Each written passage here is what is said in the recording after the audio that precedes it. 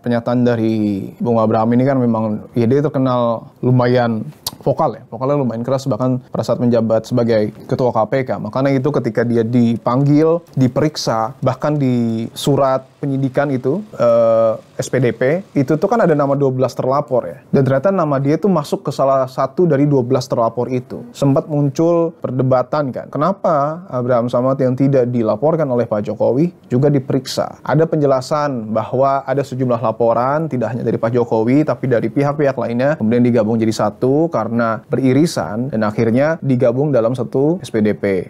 Makanya itulah bertambah jumlahnya dari 5 ke 12. Tapi itu yang pertama kali disorot oleh Bung Abraham Samad. Kenapa? Karena menurut dia ketika dia diperiksa terkait dengan ijazah Pak Jokowi, ini tuh seakan membungkam hak-hak kita untuk kemudian bersuara. Karena kan dia kan podcaster ya. Sekarang dia punya podcast yang sudah kurang lebih berjalan 3 tahun. Gue juga waktu itu sempat ke studio podcastnya, ya mirip lah sama seperti ini ya. Bahkan lebih gede loh. Lebih gede dalam arti ruangannya itu tuh di satu gedung. Betul. Di satu gedung yang besar, ruangannya lumayan besar, kameranya banyak, lightingnya juga banyak. Dan di situ gue bilang, oh ini lumayan profesional juga ya untuk sebuah podcast. Dan ya itulah, dia mungkin khawatir ketika seseorang yang kemudian ingin menyuarakan sesuatu tanpa kepentingan apapun menurut dia ya, kemudian diperiksa oleh polisi, dia takut dibungkam.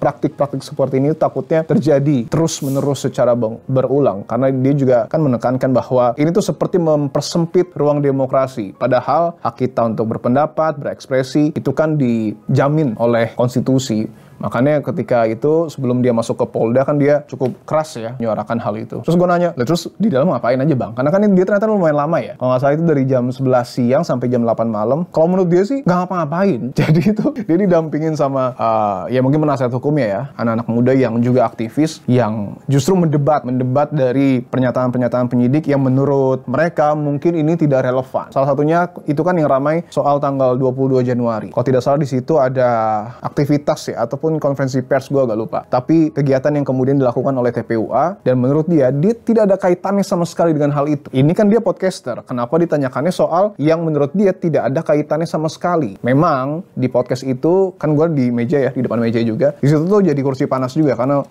terlapor dari Pak Jokowi itu sudah pernah dia wawancara.